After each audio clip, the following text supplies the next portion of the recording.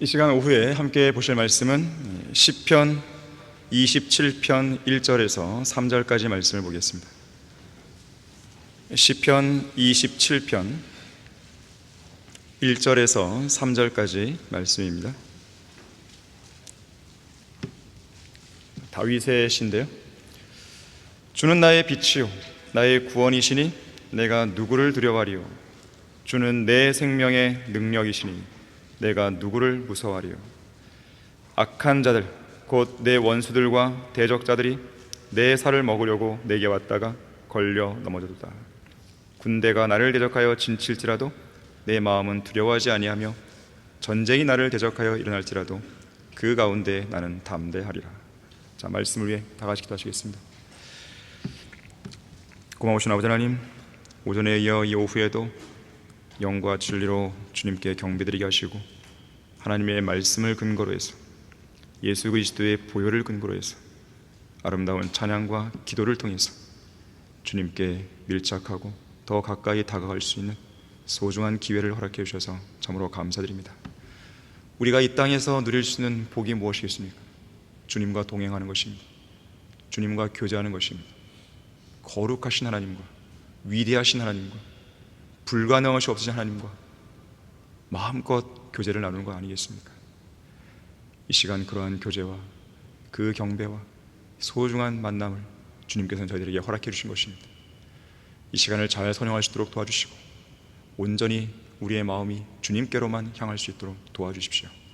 마귀가 넣어주는 모든 잡다한 생각들을 그리스도의 피와 말씀의 능력으로, 성령의 능력으로 물리쳐 주시기 원합니다. 주 예수 그리스도 이름으로 기도했습니다. 아멘. 담대한 믿음이라는 제목으로 설교하겠습니다. 담대한 믿음. 믿음을 위해서는 담대함이 필요합니다. 한 번은 어떤 스코틀랜드 출신의 성도가 그의 그리스도인 친구에게 이렇게 말했습니다.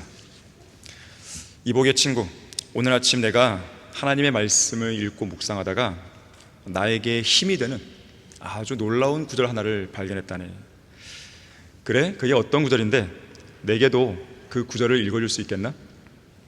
그러자 이 성도는 의기양양하게 아침에 도전을 받았던 구절을 읽기 시작합니다. 나에게 힘이 되어준 말씀은 시편 56편 3절인데 이 구절에는 이렇게 쓰여 있었네. 내가 무서워할 때에 주를 신뢰하리다. 순서를 잘 기억해 두세요. 내가 무서워할 때에 주를 신뢰하리이다.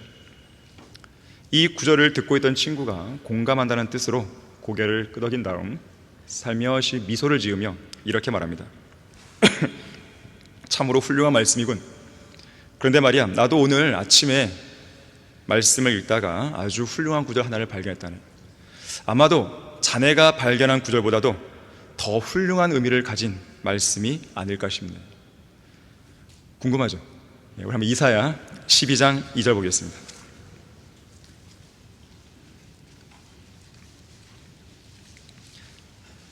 자, 친구, 이사야 12장 2절을 보게나. 그러면서 이 말씀을 읽어줍니다. 보라, 하나님은 나의 구원이시니 내가 의뢰하고 두려워하지 않으리라. 이는 주 여호와는 나의 힘이시요 내 노래시며 그가 또한 나의 구원이 되십니다. 얼핏 보면 비슷한 것 같죠? 하지만 전후 관계의 차이를 알고 계십니까? 자, 친구 어떤가? 내가 무서워할 때에 주를 신뢰하는 것보다는 아예 처음부터 주님을 의뢰하고 두려워하지 않는 편이 더 낫지 않겠는가? 라고 말한 거예요. 여러분은 어떻습니까? 여러분은 사방에서 두려움이 몰려오기 때문에 그때서야 주님을 신뢰하는 사람입니까? 아니면 언제나 주님을 의뢰하는 삶을 살고 있기 때문에 어떤 두려움이 몰려와도 두려움을 잘 못 느끼는 사람입니까?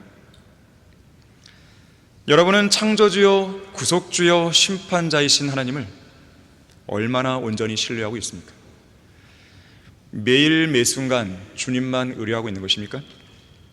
언제 어디서 어떤 상황에 직면하든지 오직 하나님만 절대적으로 신뢰하며 바라보고 있습니까?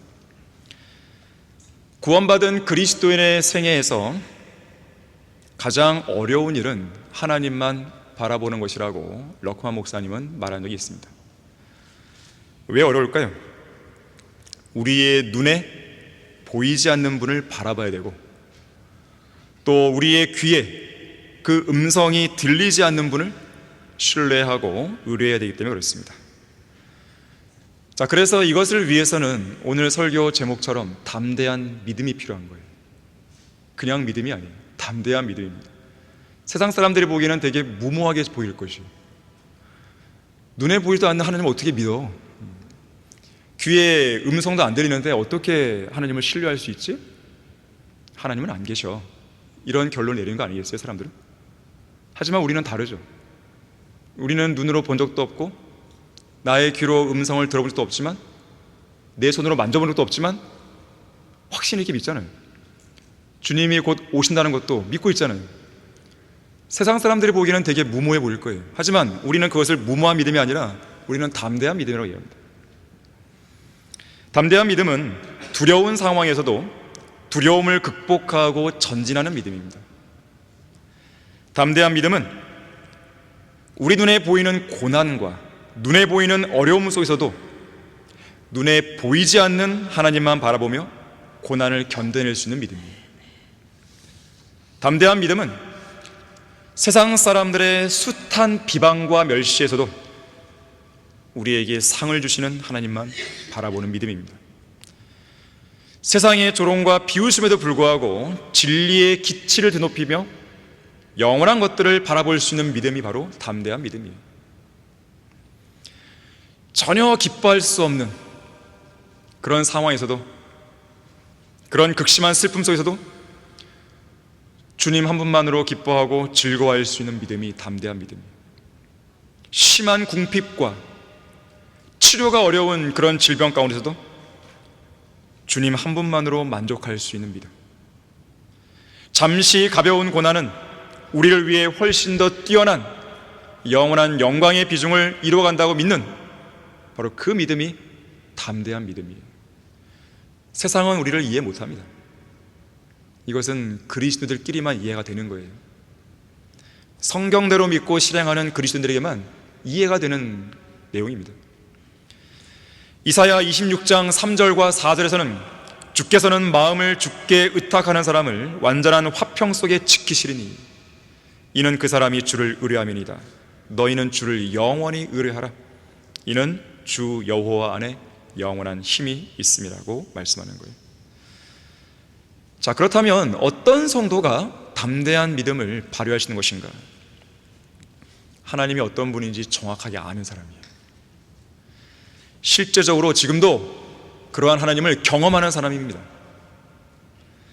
우리의 눈에 보이지 않아도, 우리의 귀에 음성이 들리지 않아도, 우리의 손으로 직접 만질 수 없다 해도 하나님의 말씀을 통해 주님을 볼 수 있고 주님의 음성을 들을 수 있는 그 성도, 기도를 통해서 주님께 무언가를 아뢰을 수 있고 또한 기도 응답을 받고 있는 그 성도, 거리 설교와 구령 현장에서 하나님의 살아계심과 능력 있는 역사를 실제로 경험하고 있는 바로 그 성도는 하나님이 어떤 분인지 정확하게 아는 성도예요.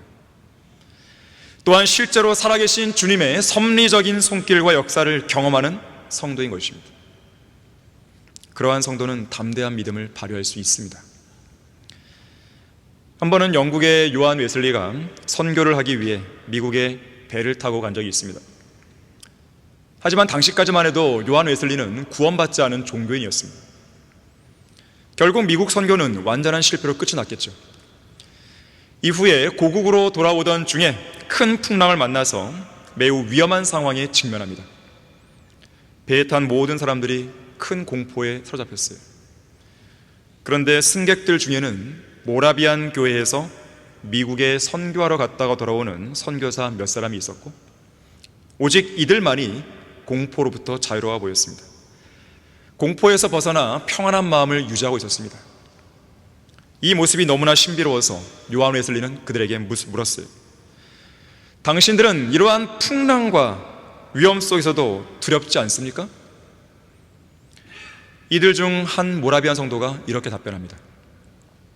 두렵지 않습니다.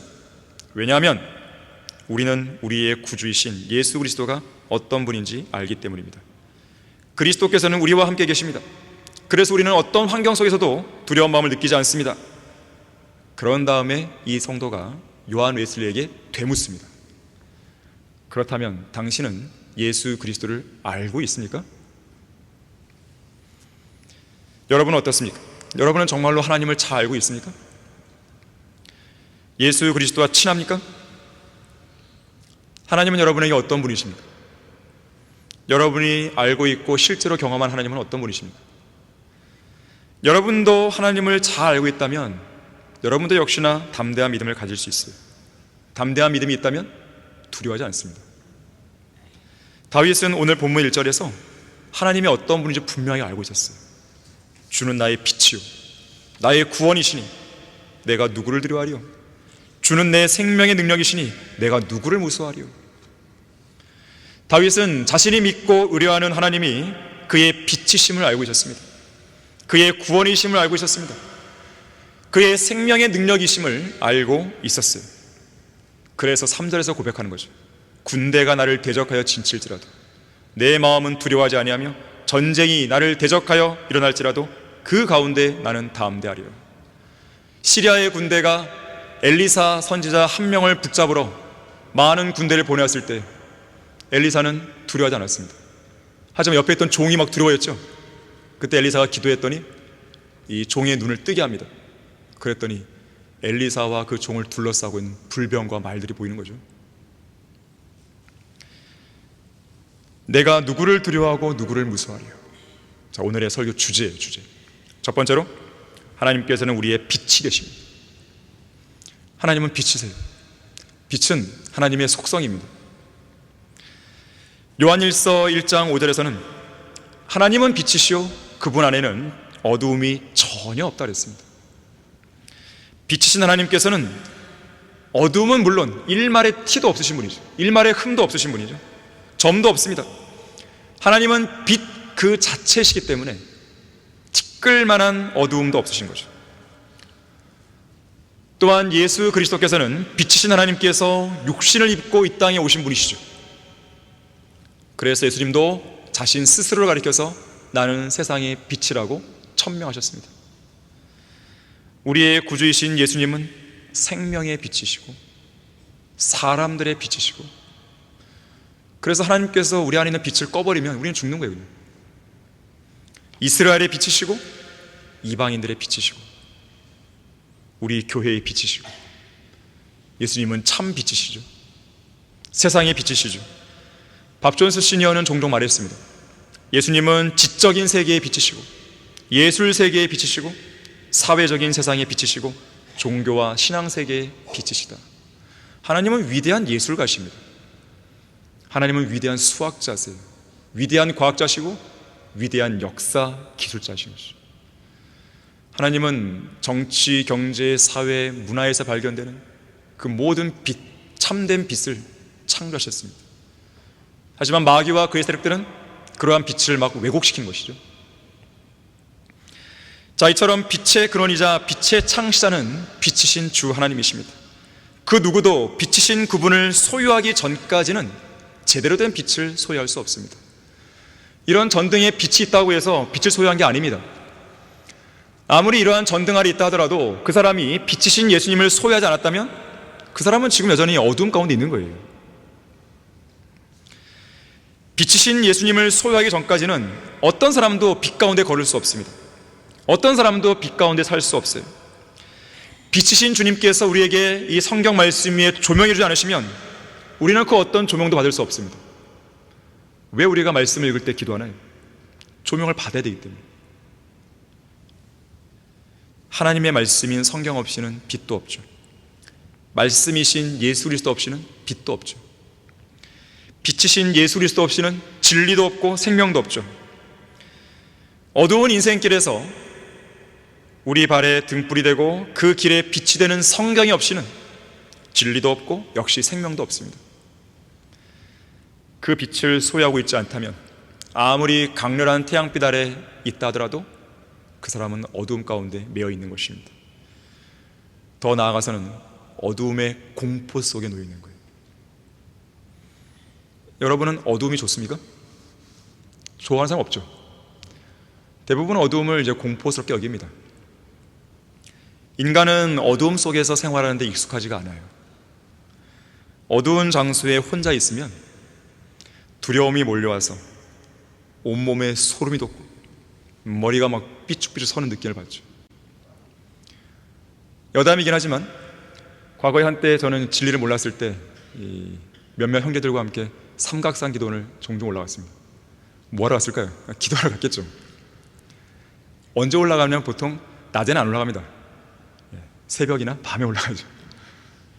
올라가면 이제 같이 기도 안 하고 멀리는 아니지만 이제 밤 산에 올라가서 따로따로 떨잖아요. 그러면 뭐 딱 엎드려서 기도하는 순간 온몸에 갑자기 소름이 끼치죠. 뭐가 오는 것 같고, 그러면 더 간절히 막 크게 하려고 막 목소리 막 크게 해서 기도하죠. 그거 하다가 막이 들리지 않은 게 얼마나 다행인지 몰라요. 얼마나 감사한지 모릅니다. 사람들은 어둠을 싫어합니다. 기본적으로. 이런 어두움에 대한 두려움 때문에요, 닉토포비아, 어두움의 공포, 어두움 공포증, 이런 말이 생겨났어요. 실제로 영국의 한 조사에 따르면 응답자의 40%가요 어두운 자기 집인데도 불구하고 어두운 자기 집안을 돌아다니기가 무섭다고 얘기했어요. 콜린 교수는 어두움 공포증에 걸린 사람은 어두운 곳에서 잠들지 못한다고 말하면서, 그런 사람들 대부분은 어두움 속에서 헛것을 보거나 도둑이 와서 자신을 해칠 수 있다고까지 걱정한다고 말했습니다. 그래서 어떤 사람들은 이 어두움에 대한 공포가 전기의 발명을 가져왔다는 말도 하고 있는 거예요. 자, 마귀의 세력은 주로 어둡고 음침한 곳에서 활동을 개시합니다. 무덤을 좋아하고 시체나 죽음과 연관된 것들을 좋아하죠. 지금은 뭐 철이 지났지만 이 모기, 여름철에 극성을 부리는 모기는 밝은 빛 아래에서는 가만히 숨죽이고 있다가 불만 꺼지면 활동을 개시하죠. 불이 꺼져서 모기 물려갖고 모기 잡으려고 딱 불 켜면 안 보이죠. 마귀들도 마찬가지예요. 특히 사람들의 마음속에 어두운 생각을 주입하죠. 그 어두운 생각은 좌절과 연관되어 있죠. 그러한 어두운 생각은 낙심, 절망, 우울증, 불행하고 부정적인 생각들, 염려, 근심, 걱정, 불면증, 자살, 죽음 등과 연결됩니다. 그런 어두움으로 인해서 두려움이 엄습해 오는 것인데요, 빛이신 주님을 의뢰하면 두려움은 사라집니다. 빛은 기본적으로 어둠을 몰아내는 거예요. 빛과 어둠은 함께 양립할 수 없습니다. 자, 빛이신 하나님께서 세상의 창조를, 재창조를 시작하시던 첫째 날에 말씀하시기를 빛이 있으라 하시니 빛이 생겨났습니다. 빛이 빛을 만든 거죠. 빛이신 하나님께서 물리적인 빛을 창조하신 것이죠. 특히나 하나님께서는 그 빛을 보시며 무척 좋아하셨고, 그 빛을 어둠에서 나누신 다음에 빛을 낮이라 칭하셨고 밤을, 어두움을 밤이라고 부르신 거예요. 구분하신 거예요. 나누신 겁니다. 빛과 어둠을 나누신 거예요. 낮과 밤은 공존할 수 없습니다. 빛은 어두움의 공포를 몰아내는 거예요. 한 번은 정글 한가운데에 있는 어느 포로 수용소에서 언제 풀려날지 모르는 상황에서 아무런 기약도 없이 하루하루를 보내고 있던 포로들이 있었습니다. 이 포로들은 죽음의 공포와 극심한 굶주림과 사투를 벌이고 있었어요. 또한 짐승만도 못한 존재로 변해가는 자신들의 모습에 절망했고 삶의 소망을 잃어가고 있었습니다. 그때 한 포로가 가방 깊숙한 곳에 숨겨놓았던 작은 초 하나를 꺼냈습니다. 수용소 바닥에 세워놓고 어디선가 찾아낸 성냥으로 불을 붙였어요. 그러다 칠흑같이 어둡고 캄캄했던 수용소가 갑자기 환하게 빛났습니다. 한 사람, 두 사람, 포로들이 모여들었어요. 바로 그때 누군가가 이런 말을 합니다. 어두움은 절대로 빛을 이길 수 없어. 실제로 그렇습니다. 아주 작은 빛이랄지라도 빛은 어둠을 몰아내고 빛이 비치는 즉시 어둠은 사라집니다. 빛과 어둠은 절대로 공존할 수 없어요. 빛이 있으면 어둠은 사라지고, 빛이 사라지면 다시 어둠은 몰려오는 것이에요.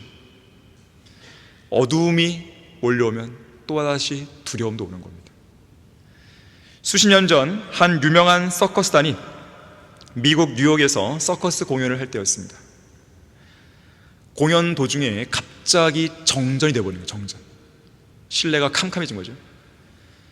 이 정전이 1분이라는 짧은 시간 동안 지속되었고요, 관중들은 그 사이에 모두 숨을 쉬고 있었습니다. 왜냐하면 당시에 어떤 서커스가 진행되고 있었냐면, 이 커다란 철창 울타리 안에서 조련사가 들어가 있고, 그리고 그 주위에는 호랑이가 있습니다. 호랑이 4마리의 제주를 선보고 있었는데 갑자기 조명이 꺼져버린 거예요. 관중들은 두려웠고, 특히 조련사가 걱정되었습니다. 이 어두움 속에서 호랑이의 공격을 받지 않을까 두려움이 엄습해왔습니다. 그런데 짙은 어두움의 고요한 정막 속에서 조련사의 채찍 소리와 호랑이의 동작을 지시하는 명령이 조금의 흐트러짐도 없이 무대 위로 울려 퍼졌습니다. 불빛이 다시 켜졌을 때 공연은 무사히 끝났고, 관중들은 모두 일어서서 박수를 보냈어요. 공연이 끝난 후 기자회견이 열렸을 때 이 조련사는 아까 겪었던 1분의 그 정적, 1분의 그 어둠에 대해 이렇게 이야기합니다. 저는 어두움 속에서 호랑이를 볼 수 없습니다. 하지만 호랑이들은 어둠 속에서도 저를 잘 봅니다. 하지만 제가 호랑이를 못 보고 있다는 사실을 호랑이들이 눈치채게 해서는 안 됩니다. 마치 어두움 속에서도 밝은 빛 속에 있듯이 행동해야 하는 것입니다. 그랬어요. 조련사가 어두움 속에서도 호랑이들을 제압하고 무사할 수 있었던 것은 바로 그 어둠 속에서도 빛을 보고 있고 빛을 따라가고 있는 사람, 곧 빛의 사람처럼 행동했기 때문에 그런 거예요. 데살로니가전서 5장 5절에서는 우리 그리스도인들을 가리켜서 말하죠. 너희는 모두 빛의 자녀들이며 낮의 자녀들이라. 우리는 밤이나 어두움에 속하지 아니하노라. 인생의 짙은 어두움 속에서 울고 있는 사자처럼 삼킬 자를 찾아 두루다니는 마귀는 극심한 공포와 두려움으로 우리를 억압합니다. 자, 그러한 두려움을 몰아내고 마귀의 공격을 제압하고 살아남기 위해서는 빛의 자녀들답게 행동해야 되는 거예요. 자, 그것은 빛이신 주 하나님을 믿고 의뢰할 때 가능한 일입니다. 오늘 본문 1절에서 주는 나의 빛이시니 내가 누구를 두려워하여 그랬어요. 어떤 사람이 저녁 무렵에 한 마을로 가기 위해 음침하고 무서운 공동묘지를 지나가야 했습니다. 이제 막 공동묘지 입구에 들어섰는데 그곳에서 너무나 밝은 얼굴로 뛰어노는 어린아이를 만납니다. 이 어른이 묻는 거죠. 얘야, 너는 공동묘지 근처인데 무섭지 않니? 이렇게 묻자 이 아이는 아니요 라고 말하면서 오히려 그런 질문이 이상하다는 듯이 이 아저씨를 쳐다봅니다. 이 아저씨가 묻는 거죠. 공동묘지는 죽은 시체들이 묻혀있는 곳인데 너는 왜 무섭지 않니? 그러자 이 어린아이가 활짝 웃으며 말합니다. 우리 아빠가 이 공동묘지를 관리하거든요. 죽음의 그림자가 짙게 드리워진 이 세상을 주관하시는 분은 바로 빛이요 빛들의 아버지이신 주 하나님이시죠. 빛이신 하나님은 우리가 인생에서 직면하는 모든 두려움과 공포를 몰아내십니다. 실제로 그렇습니다. 그래서 빛이신 하나님을 두려워하는 성도는 다른 어떤 것도 두려워하지 않는 거예요. 주는 나의 빛이시니 내가 누구를 두려워하리요? 내가 누구를 두려워하고 누구를 무서워하리요? 두 번째로 하나님은 우리의 구원이 되십니다. 구원이 있어요. 다윗은 시편 18편 2절에서 이렇게 고백합니다. 이 고백이 여러분의 고백이 되어야 돼요. 주는 나의 반석이시오 나의 요새시며 나의 구원자시라. 나의 하나님이시며 내가 신뢰할 나의 힘이시오 나의 방패시며 나의 구원의 뿌리시며 나의 높은 망대시라 했어요. 우리가 믿고 섬기는 하나님, 구원의 하나님입니다. 정말로 구원의 하나님이에요. 우리를 지옥에서 건졌을 뿐만 아니라 지옥에서 구원했을 뿐만 아니라 죄에서 구원했을 뿐만 아니라 죄로 인한 심판에서 구원했을 뿐만 아니라 우리가 현실 생활 속에서 시시각각 직면하는 그 모든 문제들로부터 구원하시는 분이라는 거죠. 그래서 성경은 하나님을 가리켜 말할 때 구원이라는 단어와 다른 단어를 합성해서 이야기합니다. 구원의 반석이시다, 구원의 뿌리시다, 구원의 방패시다, 구원의 망대시다, 구원의 화살이고, 구원의 능력이고, 구원의 대장이고, 구원의 근원이라 이렇게 얘기하는 거예요. 예수 그리스도 할 때 예수님의 이름의 뜻이 뭐예요? 여호와는 구원이시다. 자기 백성들을 죄에서 구원을 하다, 그런 뜻이죠. 시편 146편 5절에서요, 야곱의 하나님을 자신의 도움으로 삼으며 그 소망을 주 그의 하나님께 두는 자는 행복하다 그랬어요. 우리는 행복한 사람들이에요. 우리가 믿고 섬기는 하나님은 그분의 자녀들인 우리를 구원하시고 도우시는 하나님이십니다. 도움과 구원은 연결되어 있어요. 도우실 수 있는 능력 있는 손이 있으신 분이고, 강한 팔이 있고, 그리고 그분의 팔로 우리를 품에 안으시고 그 어떤 대적들로부터도 우리를 보호하시고 지키시는 거예요. 그분 안에 들어와 있는 우리를 그 어느 누구에게서도 빼앗기지 않으시는 거죠. 주님의 강한 팔은 난공불락의 강한 요새입니다. 어떤 칼이나 창으로도 뚫을 수 없는 강력한 방패가 되십니다. 이 세상에서 가장 안전한 피난처가 되시는 거죠. 종교개혁자 마틴 루터는 어려운 문제로 힘들어하는 성도들을 향해서 이렇게 말하곤 했다 그래요. 하나님이 하나님 되시게 하세요. 하나님께서는 태양을 멈추게 하셨고, 하늘에서 만나를 내리셨고, 여리코 성벽을 허물어뜨리셨고, 이스라엘의 원수들과 직접 싸우셨습니다. 폭풍을 잠잠케 하신 바로 그분께서 왜 오늘 우리의 기도를 들어주실 수 없겠습니까? 주님께서는 물로 포도주를 만드셨고, 다리를 저는 자를 일으켰으며, 굶주린 백성들을 먹이셨습니다. 주님은 사자굴에서 승리하셨고, 나사로를 다시 생명으로 불러내셨습니다. 주님께서는 비를 위해 간구하는 엘리야의 간절한 부르짖음을 들으셨고, 고통받는 자들을 자유롭게 하셨습니다. 주님께서 정말로, 성경에 나오는 주님께서 정말로 그러한 일들을 행한 것을 믿는다면 지금 이 순간 전능하신 하나님께서 우리 가운데 역사하실 수 있도록 믿음으로 모든 문제를 주님께 맡기십시오.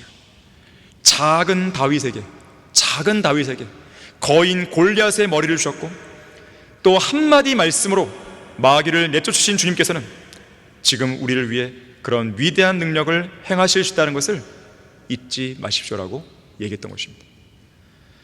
시편 37편 39절과 40절에서 의인들의 구원은 주께 있으니, 의인들의 구원은 주께 있으니 그는 고난의 때에 그들의 힘이시라. 주께서 그들을 도우시고 그들을 구하시리라. 그가 그들을 악인으로부터 구해내시며 그들을 구원하시리니 이는 그들이 주를 신뢰하기 때문이라. 왜 우리가 담대해야 될까요? 바로 이것 때문에 그런 거예요. 이 말씀이 있는데 우리가 담대하지 못할 이유가 뭐였겠어요? 성도가 전폭적인 신뢰와 그 믿음을 가지고 주님께 기도하는 그 시간이야말로 성도가 누릴 수 있는 가장 안전한 시간입니다. 가장 역동적으로 움직일 수 있는 시간이에요. 구원의 반석이시요 위대한 피난처이신 하나님의 손길을 가장 완벽하게 경험할 수 있는 시간입니다. 여러분, 무작정 기도할 때요, 무작정 엎드려서 여러분이 필요한 것들을 무조건 아뢰려 하지 마세요. 먼저 하나님이 어떤 분을 생각하셔야 돼요. 기도할 때 여러분이 성경을 펼쳐서 배우고 알았던 그 하나님을 먼저 묵상하시면서 기도의 자리로 나가야 됩니다. 무조건 무릎 꿇고 이거 해주세요 저거 해주세요 그러면 기도 응답이 안 되는 것이고, 그렇게 하게 되면 그 기도는 간절해질 수가 없는 거예요.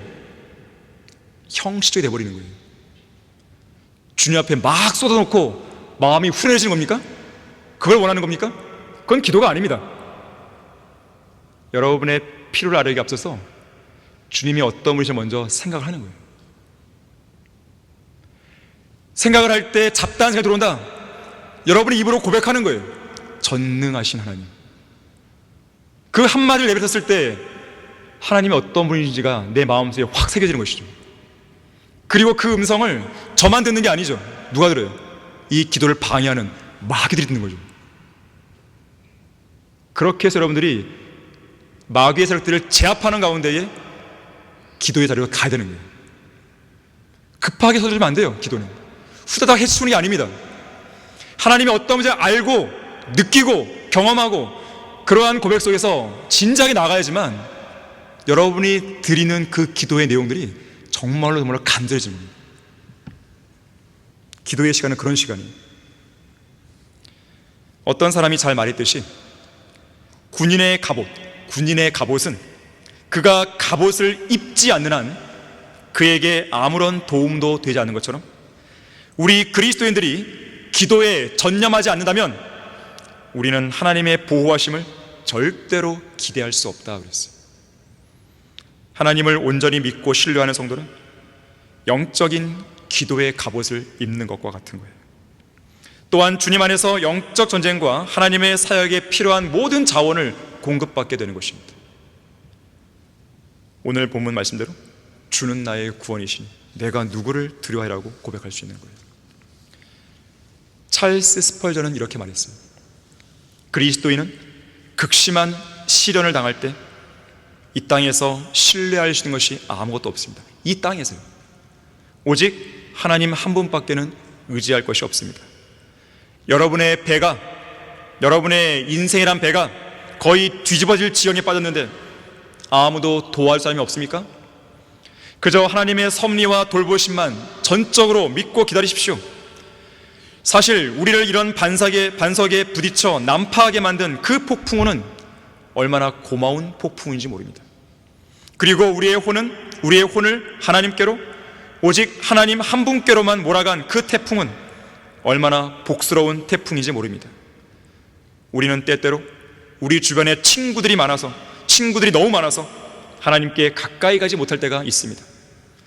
그러나 너무 가난하거나 친구가 전혀 없거나 너무 무력해서 하나님 외에는 돌아설 곳이 전혀 없을 때, 그럴 때는 하나님 아버지께로 달려가 그 팔에 꼭 안길 수 있게 됩니다. 얼마나 복된 일입니까? 하나님 외에는 아무에게도 말할 수 없는 그런 게 있잖아요. 하나님 외에게는 정말로 아무에게도 말할 수 없는 그 걱정거리가 우리를 짓누를 때, 사실 우리는 그 걱정거리로 인해서 하나님께 감사해야 됩니다. 왠지 아십니까? 그때야말로 우리가 믿고 섬기는 하나님에 대해서 좀 더 많이 제대로 배울 수 있는 기회이기 때문입니다. 믿음의 사람 다윗도 시편에서 이렇게 계속 고백합니다. 내 눈이 항상 주를 향해 있으니, 항상 주를 향해 있으니 이는 그가 나의 발을 그물에서 빼어내 주실 것이기 때문이다. 시편 25편 15절이 오 주 하나님이여, 내 눈이 주께 있고 나의 신뢰도 주께 있으니 내 혼을 빈곤한 곳에 버려두지 마소서. 141편 8절이 또한 시편 121편 1절과 2절에서는 내가 나의 도움이 오는 산들을 향하여 내 눈을 들어 올리리니 나의 도움이 하늘과 땅을 지으신 주께로부터 오는도다 그랬어요. 우리는 도움을 얻기 위해서 하늘로 눈을 올려야 돼요. 그 이유는 그 도움이 위로부터 오기 때문에 그렇습니다. 진정한 도움은 이 땅에서 얻을 수 없어요. 일시적인 도움은 받을 수 있을지 모르겠지만 영속하는 도움은 받을 수 없습니다. 우리에게 필요한 것은 무엇일까요? 강력한 도움이에요. 효과적인 도움이에요. 즉각적인 도움이에요. 지속적인 도움입니다. 모든 일이 합력하여 선을 이루게 하는 그 도움이죠. 그러한 도움은 주위 사람들이 줄 수 없어요. 아무리 신실한 믿음의 사람도 그건 줄 수 없어요. 오직 위로부터만 오는 것입니다. 기도의 사람 조지 뮬러는 이렇게 말했어요. 우리의 연약함은 하나님의 능력이 나타날 수 있는 절호의 기회가 됩니다. 연약함이 크면 클수록 주님께서는 그분의 힘을 드러내기 위해 더 가까이 다가오십니다. 우리가 겪는 가난과 궁핍이 크면 클수록 주님께서는 우리의 가장 친한 친구이심을 보여주십니다. 이것은 지난 70여 년을 살아오면서 내가 직접 경험한 것들입니다. 시험이 크면 클수록, 난관이 크면 클수록 주님의 도우심은 더 가깝게 나타납니다. 때때로 저는 도저히 어떻게 해볼 수 없는 막다른 골목에 몰렸다는 느낌을 받는 경우가 있었습니다. 그러나 그렇게 되지는 않았고 또 앞으로도 결코 그렇게 되지 않을 것입니다. 더 많은 기도, 더 많은 믿음, 더 많은 인내와 순종이 풍성한 복을 가져다 줄 것입니다. 따라서 우리의 할 일은 우리들의 마음을 그분 앞에 쏟아 놓는 것입니다. 그러면 주님께서 친히 원하시는 방법으로 우리를 도우실 것입니다. 모든 일에는 때가 있어요. 기다리셔야 돼요. 하나님께서는 그분의 때에 우리를 구하시는 거예요. 그분의 때에 우리를 도우시는 거예요.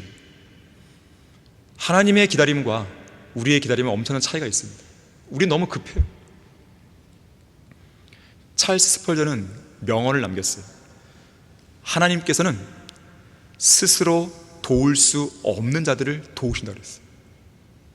주님, 저는 못합니다. 제 지혜로 안 됩니다. 모든 걸 포기했을 때 그때 하나님이 움직이시는 거예요. 저는 지난 2022년 1월 26일 이래로 하나님의 사역을 수행이 오면 수행 올수록, 하나님의 사역을 더 많이 감당하면 감당할수록, 또 시간이 흘러가면 흘러갈수록, 여러 가지 사역들과 영적 전쟁을 경험하면 경험할수록 제가 느낀 건 딱 한 가지예요. 내가 할 수 있는 게 아무것도 없구나. 그거였어요. 또한 나의 힘으로 뭔가 하려고 하면 더 안 되는구나. 하나님께서 움직이셔야 돼요. 하나님께서 일하셔야 되고, 하나님께서 사람들의 마음을 바꿔야 됩니다. 하나님이 역사하셔야 돼요. 하나님께서 우리를 구원하시고 도와야 됩니다. 다른 방법 없어요.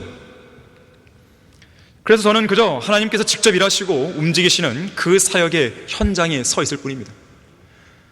무언가 제 힘으로 잠깐 뭐 하려고 하는 생각이 들 때마다 하나님은 계속 일깨워 주시는 거예요. 징계하시거나 아예 그걸 못하게 만드시거나 막아버리신 거죠. 그럼 그때마다 저는 뭐 무릎 꿇고 두 손 들고 도와주십시오, 이것밖에 없는 거죠. 그래서 저는 요즘에 더 느끼는 건 뭐냐면 기도의 시간을 더 늘리는 거예요. 저는 이미 늘렸어요. 앞으로 더 늘릴 거예요. 주는 나의 구원이시니 내가 누구를 두려워하리. 나의 힘으로 하려고 하면 두려움이 엄습해 옵니다. 하나님의 능력으로, 하나님의 방법으로 하게 되면 두려움이 사라집니다. 내가 누구를 두려워하고 누구를 무서워하리요. 마지막 세 번째로, 하나님께서는 우리의 생명의 능력이십니다. 이 과학의 연력학 제1법칙에 따르면 에너지와 물질은 스스로 창조되거나 소멸될 수 없다는 원칙이 있습니다. 그렇기 때문에 진화론자들의 주장처럼 우주와 생명이 우연히 저절로 생겨날 수 있는 확률은 제로예요. 0.0000001%도 안 됩니다. 제로예요. 생명은 죽은 것에서 우연히 생겨날 수 없어요.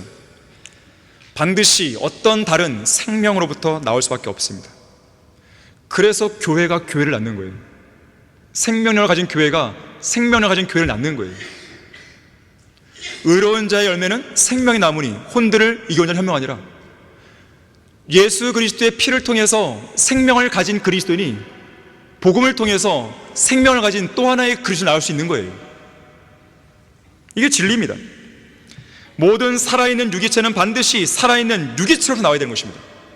어떠한 과학자도요, 살아있는 것이 죽어있는 것에서 저절로 생겨날 수 있다는 그 가설을 입증해 본 적이 없어요.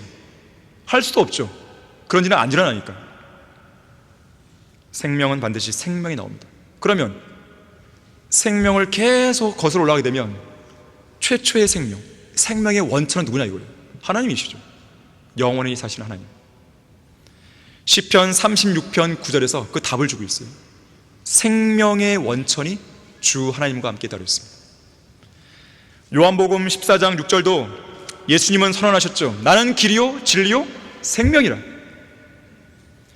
자, 그래서 모든 생명은 참되신 생명, 영원하신 생명이신 하나님으로부터 나오는 것입니다. 무에서 유를 생성하시는 것은 어머니 자연이 아니에요. 로마서 4장 17절에서는 하나님께서는 없는 것들을 있는 것처럼 부르시는 분이 있어요. 무에서 유를 생산하시는 분, 없는 것들을 있는 것처럼 부르시는 분, 불가능하시 없으신 분, 모든 일을 하실 수 있는 그분, 그분이 바로 생명의 능력을 갖고 계신 하나님이신 거죠. 언젠가 영국의 시인 테니슨 경이 친구와 같이 정원을 산책하면서 믿음에 관한 이야기를 나눴습니다. 친구는 테니슨 경에게 물었어요.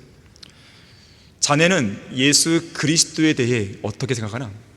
자네는 예수 그리스도가 자네에게 어떤 분이라고 생각하는가? 물었어요. 테니슨 경은 즉시 대답하지 않고요, 아무 말 없이 한참을 걷다가 가장 아름다운 꽃 앞에 다다라서는 이렇게 말합니다. 이보게, 나에게 있어서 예수 그리스도는 이 꽃과 저 태양의 관계와 같다네. 이 꽃은 태양의 빛과 열이 없으면 이내 죽고 생명을 잃을 수밖에 없기 때문이지. 생명의 능력이신 하나님은 우리의 생명의 호흡을 주관하시는 분이십니다. 하나님께서는 우리를 죽일 수도 있고 살릴 수도 있는 거예요. 자, 우리가 왜 하나님을 두려워야 되냐면 바로 여기에 답이 있는 거예요. 우리가 아무리 잘났다고 까분다 하더라도요, 하나님께서 우리 안에서 생명의 호흡을 딱 걷어가는 순간 끝나는 거예요. 특히나 영원한 생명도 주 하나님께 달려있는 거 아니겠습니까? 영국의 한 노인이 평생 동안 가난하게 살면서 예수 그리스도를 믿지 않다가 60세가 넘어갈 무렵에 죽을 병에 걸리게 됩니다. 평생 죄만 짓고 살아온 세월이 너무나 두렵고 무서웠는지 죽은 이후에 운명이 걱정되었습니다. 그래서 자기의 손녀를 불러다가 성경을 읽어달라고 부탁했고, 이 손녀는 성경을 읽어내려가기 시작합니다. 하지만 손녀가 성경을 읽으면 읽을수록 이 노인은 내가 이렇게 극심한 죄인이구나, 이런 생각 때문에 마음이 점점 어두워지고 죄책감만 깊어져 갔습니다. 그러다 어느 날 이 손녀가 성경을 읽던 중에 요한일서 1장을 읽게 되었는데요, 1장 7절의 말씀에 이르게 돼요. 그러나 그분이 빛 가운데 계신 것 같이 우리도 빛 가운데 행하면 우리가 서로 간에 교제가 있게 되고 그의 아들 예수 그리스도의 피가 우리를 모든 죄에서 깨끗하게 하시니라. 이 말씀을 들었을 때 노인이 깜짝 놀랍니다. 그런 말씀이 거기 있었어? 손녀가 네 할아버지 대답했어요. 그 노인은 그 부분을 다시 읽으라고 했어요. 손녀가 다시 읽었어요. 그의 아들 예수 그리스도의 피가 우리를 모든 죄에서 깨끗하게 하시니라. 정말로 그 말씀이 거기 있었다고? 네, 여기 분명히 있었어요. 그러면 다시 읽어봐. 또 읽었어요. 그리고 이 노인이요, 얘야, 내 손가락을 그 성경 구절에 짚어다오. 손녀가 그렇게 해줬습니다. 그리고 이 노인은 이렇게 말해요. 얘야, 내가 이 말씀을 믿고 죽었다고 모든 사람에게 알려주려. 그러면서 평안한 모습으로 마지막 숨을 거뒀다 그래요. 잠언 14장 32절에서는 악인은 자기의 악함 가운데 사라지나 의인은 죽음에 있어서도 소망을 간다 그랬어요. 그리스도인의 죽음은 지옥의 멸망을 향해 슬픔과 두려움과 고통 속에 죽어가는 세상 죄인들의 죽음과 달라요.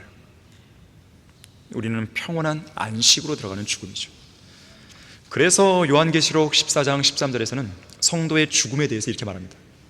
주 안에서 죽는 자들이 복이 있도다. 실로 그들은 자기들의 수고를 그치게 될 것이다. 다니엘 12장 13절에서도요, 선지자 다니엘이 이 지상에서 자기가 해야 할 모든 소임을 마쳤을 때 이 말씀을 들어요. 뇌가 쉴 것이다. 자, 그래서 성도들이 죽음 이후에 가는 장소를 아무런 괴로움이나 고통 없이 안락하게 쉴 수 있는 즐거운 장소, 곧 낙원이라고 부르는 거예요. 낙원. 여기 우리 이성 목사님도 그렇게 했지만은 쉴 낙원 이렇게 장점이 있어요. 쉴 낙원. 그들은 진정한 쉼이 모르는 거죠. 구원 받았어야 정말 제대로 된 그 쉼을 쉬는 것인데, 구원받지도 않은 채 거기에 안장된다고 그냥 쉬는 게 아니죠. 이제는 고통 속에 들어간 것이죠. 혼의 고통. 자, 그리스도인의 신앙은요, 예수님께서 십자가에 설리신 보혈로 완성해 놓으신 그 일을 믿음으로 시작되죠. 모든 짐을 들고 예수 그리스도께 나오기만 하면 쉼을 얻는 것이죠. 십자가는 진정한 안식처예요. 유일한 쉼터인 것입니다. 우리 역시나 바로 그곳 십자가 밑에서 이 땅에 태어난 이래로 계속 짊어지고 왔던 인생의 모든 수고, 죄의 짐들을 저 아래 깊은 구렁으로 굴려버린 거죠. 예수 그리스도의 피를 통해서. 19, 20세기에 스코틀랜드 출신의 설교자 오스왈드 챔버스는 말합니다. 죽음은 우리에게 생명을 주시는 하나님의 즐거운 길이다 그랬어요. 즐거운 길. 요한일서 2장 25절도 하나님께서 우리에게 약속하신 약속이 이것이니 곧 영원한 생명이니라 그랬습니다. 러크만 목사님께서도 죽음의 물결이 나를 에워쌌을 때에 경건치 않은 자들의 홍수가 나를 무섭게 하였도다라는 이 사무엘하 22장 5절의 말씀을 가지고 이렇게 설교한 적이 있습니다. 내가 죽음의 물결에 대하여 하고 싶은 말은 그 죽음의 물결이 성도들을 해안으로 안내해 준다는 점이다. 이것은 그리스도인들에게 커다란 위로와 격려를 주는데 예수 그리스도를 믿는 사람에게는 죽음이 미지의 어두운 세계로 들어가는 문이 아니기 때문이다. 죽음은 성도들을 하늘의 본향으로 데려간다. 우리 모두 그 아름다운 해변에서 노래를 부르리. 하나님의 복으로 즐거운 곡조로 노래를 부르리. 우리 마음은 더 이상 슬퍼하지 않으며 안식의 복으로 한숨도 쉬지 않으리. 바다에는 바닷물이 많은 만큼 죽는 일도 많다. 죽음의 물결이 밀려오면 그 물결은 해안에 닿으며 부서지고 또 부서진다. 조만간 그 물결은 당신의 배도 해안으로 데려갈 것이며 당신은 저편 항구에서 주님을 뵙게 될 것이다.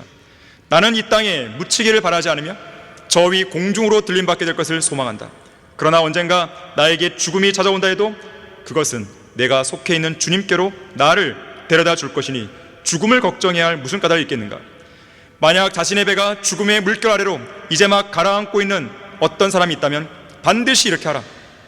우선 배를 조종하는 그 키에서 자신의 손을 떼라. 구원의 대장이신 주님께 그 키를 넘겨드려라. 그러면 주님께서 거센 물결을 헤치고 안전한 항구로 당신을 데려가시어 배를 정박시킬 것이다. 시온의 배는 백고동을 울리면서 전속력으로 항해하여 구원받은 성객들 모두를 영원한 항구로 안전하게 데려갈 것이다 그랬어요. 생명의 능력이신 주님께로 가는 것인데 우리가 왜 죽음을 두려워할 수 있겠습니까? 결론적으로요, 이 평안이라고 하는 것은 내면의 감정이나 외부의 상황에 휘둘리지 않는 것이에요. 살다 보면 미래에 대한 염려, 과거에 대한 후회, 현재의 불안, 이러한 것들이 우리의 마음을 흔들어 놓을 때가 종종 있죠. 하지만 평안은 모든 그런 동요를 포함해서 평정심을 잃지 않는 성품입니다. 급변하는 상황에 휘둘리면 평정심을 잃게 됩니다. 그래서 담대한 믿음이 없으면 평안도 없는 거예요. 하나님의 자녀가 고난당할 때라는 책의 저자 호레이셔스 보나르가 이렇게 말했어요. 하나님의 자녀가 누리는 평강은 강물과 같다. 호수처럼 머물러 있지도 않고 바다처럼 요동치지도 않으며 언제나 잔잔하게 깊은 물줄기를 따라 유유히 흐르는 강물과 같다. 그렇게 흐르다가 때로는 암벽에 부딪히고 때로는 평야를 거치고 때로는 엉켜있는 덩굴을 만나고 때로는 밀밭이나 포도나무 언덕 옆을 스쳐가지만 여전히 멈추지 않고 유유히 흘러간다. 밤이 되기도 하고 낮이 되기도 하지만 겨울이 되기도 하고 여름이 되기도 하지만 폭풍이 몰아치기도 하고 고요해지기도 하지만 강물은 여전히 흐르다가 마침내 드넓은 바다의 품에 안기게 되는 것이다. 우리의 평강은 바로 이런 것이다 그랬어요. 하나님이 주시는 화평은 완전한 화평입니다. 주께서는 마음을 주께 의탁하는 사람을 완전한 화평 속에 지키시니 이는 그 사람이 주를 의뢰함이다 그랬어요. 어떤 폭풍에도 깨어지지 않고 어떤 근심이 얼마나 많이 밀려온다 해도 부서지지 않는 것이죠. 어떠한 극심한 슬픔이 밀려온다 하더라도 하나님의 화평은 흔들리지 않습니다. 하나님이 주시는 화평은 작은 화평이 아니에요. 매우 큰 화평이라고 그랬어요. 이사야 54장 13절에서 내 모든 자식들은 주를 배울 것이며 내 자식들의 화평이 크리라 그랬어요. 자, 그래서 격동하는 폭풍 소리보다 화평의 음악이 더 장엄하고 크게 울리는 법입니다. 그래서 화평의 창시자요 화평의 공급자이신 예수 그리스도께서는 갈릴리 바다에서 일어난 그 폭풍 속에서도 주무실 수 있었어요. 그리고 주님은 그 폭풍을 향해 이렇게 말씀하시죠.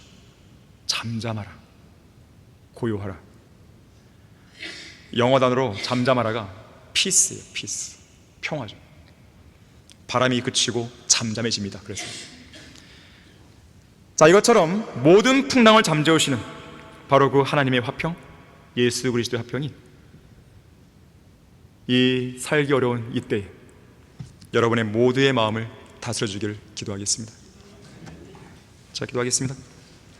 고마우신 아버지 하나님, 오늘도 우리가 주님 앞에 영과 진리로 경배드리게 해주시고 다시 한번 하나님의 말씀을 통해 영적 양식을 삼게 해주셔서 감사드립니다. 이 말씀이 우리의 머리에만 머물지 않게 해주시고 우리의 가슴 속에 새겨지며 우리의 생활 속에서 실제로 주님을 경험하는 그 일에 있어서 귀한 밑거름이 될 수 있도록 역사해 주십시오. 우리는 늘 주님 안에서 평안을 누리기 원합니다. 격동하는 시기, 격동하는 그 마음으로 우리의 평안이 깨지는 것이 아니라 우리 안에 계신 성령 하나님께서 주도하시는 놀라우신 그 평안으로 우리의 마음을 가득 채우기를 원하는 것입니다. 우리와 항상 동행해 주시고 힘을 주십시오. 주 예수 그리스도 이름으로 기도했습니다.